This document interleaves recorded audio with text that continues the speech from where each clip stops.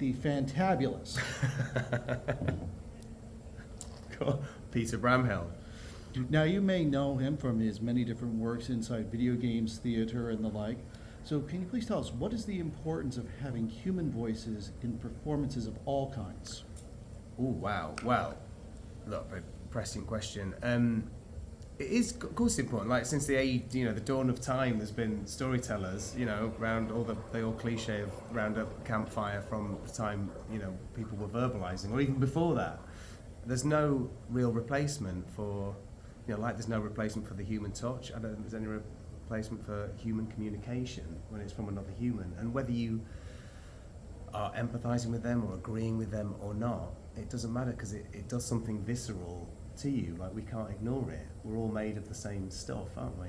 We're all, don't get too pretentious, but such stuff as dreams are made on. It's all that stuff, like Shakespeare went on about. And we can automate things, we can replace things, and there's times when that's useful for some industries, but when it's about emotion and when it's about storytelling, I just don't think there's any substitute. I don't know if there has been.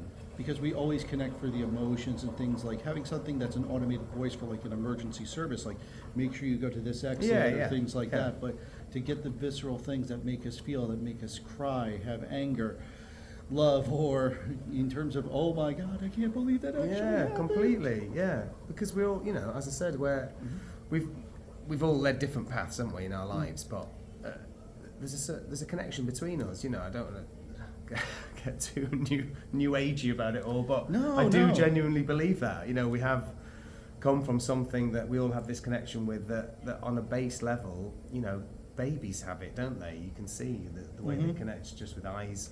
And people who cannot speak, people who cannot hear, cannot see, it's sensory. It doesn't matter, because you find a way to find a human connection, and like you say, automated connections can be functional and sometimes a necessity if it's like the speaking clock or whatever. I'm sounding like my age then. Do you remember the speaking clock? That you could ring off and it would go, the time is 2:45. Precisely. I think that's been replaced with our phones now, but there's so many different things. There's things you may see in a period piece or something. It's like certain things you just, wait, that was actually a thing, like funeral clowns? Yeah. What's funeral clowns? There was apparently clowns that would also do at funerals and things like that, or... Ooh, that's like a wake, isn't it? It's quite macabre. So a bit of levity at the funeral. Well, or like different things where things are like more of a celebration of someone's life, or things like that. It's like the same thing with like all mediums of art. We'll just figure out different ways to connect and see through, which leads into becoming wonderful at different things inside art. As you have obviously wonderful pronunciation, because it's a standard, what they call it, RPC? RP. RP, England. Yeah, so I'm from, actually, like Thancred, for instance, Final Fantasy Thancred. He's RP. Which is sort of received pronunciation, it stands for, which used to be sort of called the Queen's English, now the King's English, it would be in the UK.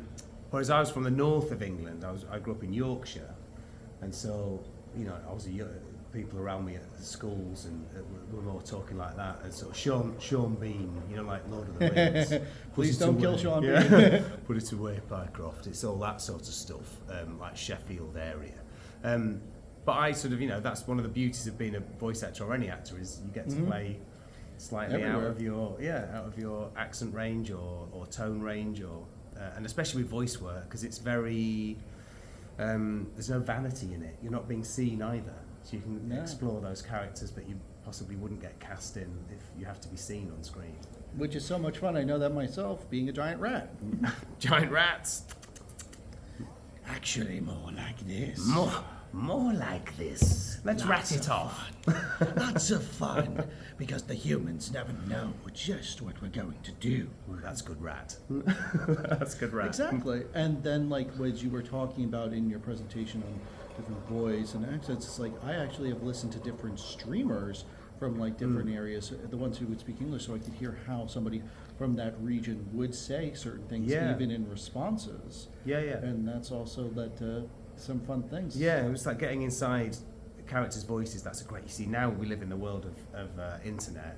So when I started out, it was still on the cusp of internet. When I started out acting, so you'd have to go and find like tapes in a library or something that there happened to be a tape of someone from a certain place. Whereas now, you've got a wealth, and like you say, that's a great pickup about. It's not just about how people speak the words; it's about what they put in between them. It's about the ums and the ahs and that's a great way to unlock an accent a lot of the time. And also lexicon, because sometimes that's where people would mess up, and then you would know that it wouldn't be authentic because they would be using the wrong words. Yeah, exactly. Like in Australia, it wouldn't be shrimp; it'd be prawns. So Yeah, but that in Australia, I don't know. Like it's the other way around, isn't it? They say shrimp.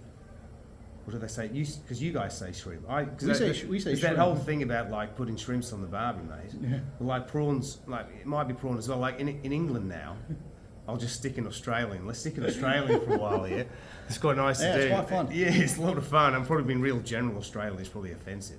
But yeah, we say prawns and shrimp now in the UK a bit because you get that homogenized, a bit of the US, a bit of... And then now with things in different words and all things put together, as like, because I also work with other language stuff, it's like people will just refer to things by brand name now. Yeah. Because you may remember it used to be soda or pop, and yet how many people actually order a soda or pop, or do they just order by brand? Yeah. Well, like do you have the brand Hoover over here for vacuum cleaner? Yes, we do. Yeah, so we call it Hoover. People just call it a Hoover. Yeah, it's even like, if it's not from Hoover, you know. Or Tannoy, isn't that one? Tannoy system. That was a brand name rather than, yeah, I think. And that's what leads to so many like interesting kind of things of just how you'll pick up and how different people can learn, adapt, and even how they have that connection together is because you can have a shared medium such as video games or something. With plenty of games, people play them from all over the world with the English voices on, and that's how they can recognize who we are in all sorts of places, whether that be the U.S., the U.K., the Philippines, etc. And it's like, that's you. And then the most fun is like, we recognize your character. Yeah. I mean, that's great. I love it when I've had a few people over this weekend where they've recognised you just doing a tiny bit in another game, or within the same game that you're in, just slightly changing your voice a little bit. I love that. I had that. It was so funny. Cosplayers from China recognized my character. Venerated. I didn't expect that at all. Venerated, yeah. It's a lovely thing that though, because people are so attuned to it. You know, you forget that, you know, if you strip away the person, if you're watching like an avatar of a person, I guess, you know, for want of a better word, like the character on a video game, but the voice is coming from one of us.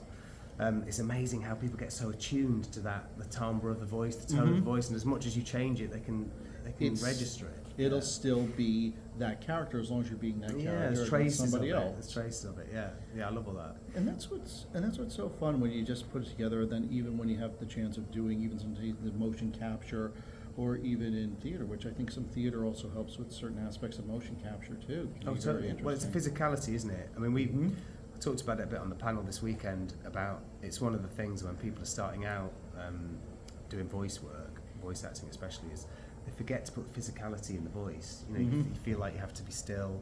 You get told a lot about microphones being sensitive and all that, but you know, sound engineers will tell you if you're moving around too much, and obviously you don't want to move this right way, but what's important is you put that physicality into the way we speak, like I'm doing now. If you're moving your hand, it makes your voice modulate and grunts and for the battle cries and everything. Oh, battle cries is a whole other thing, and be specific. My big thing is, you know, specificity, because you know if it says he gets stabbed. With what? Yeah, with what? Where? Like, is it hitting your knee? Is it hitting your stomach? Is it a trident? Does it have barbs? Yeah. Is it a slasher? Yeah. Is it a blunt? Does it stay in? Does it get pulled out? Does it go through?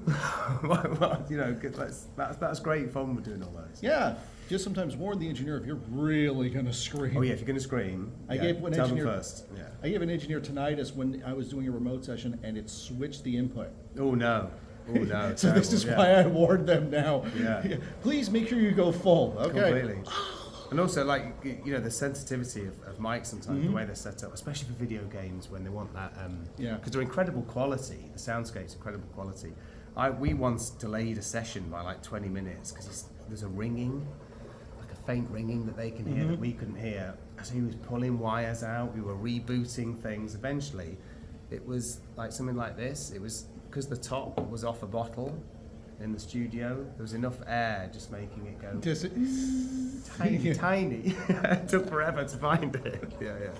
And yeah, I've had that fun on the engineering side of like, I can hear this little thing or know how to adjust it just slightly.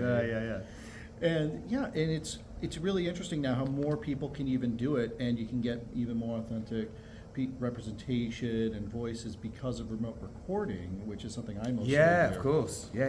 That's been a big deal, hasn't it? And it's helped in a lot of accessibility as well, because I'm a disabled talent myself. Right, I got into something with an engineer once. It's like, your studio may be compliant, but that assumes you can get to the studio.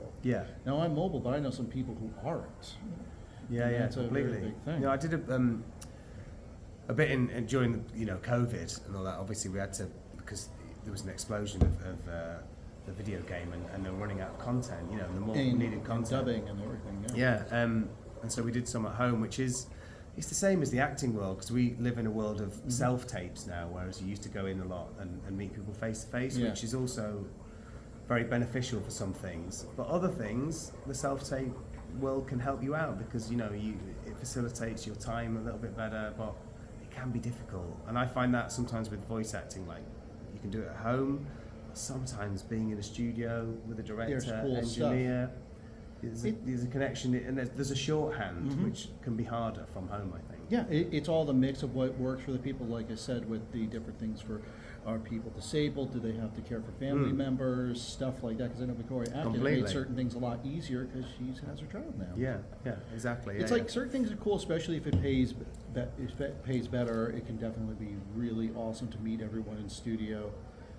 Cool, but we can't have our cake and eat it sometimes. That's the way. And also, like you say, it's facilitated people who find it harder to get to places. So now suddenly, it's opened up a whole new playing field. It's more inclusive and it ends up so much fun because we can work with amazing talent from all over the world, all these wonderful things. People, it's like, I didn't realize I was in this with this person. I mean, that's the beauty. That's a lot of the beauty of the voice acting world, isn't it? Is that, and actually, it's like times of war were the same, where technology got advanced for the wrong reasons.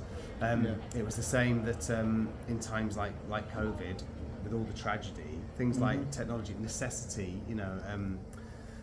kept keeping people smile. It kept people smile, but also it increased technology like that. Like we realised, oh look, we can get these recordings from home, and yes, it's more work in post sometimes, but the fact we can do it has opened up a whole so many things and it's inspired so many people to do more, and it would have been something that people wouldn't have thought of. I know I didn't think about it till I was kind of told. It's like, hey Lawrence, you should try voice acting, by my friend Sonny Strait, who's a major in anime, and it's like, you know what, let's do it.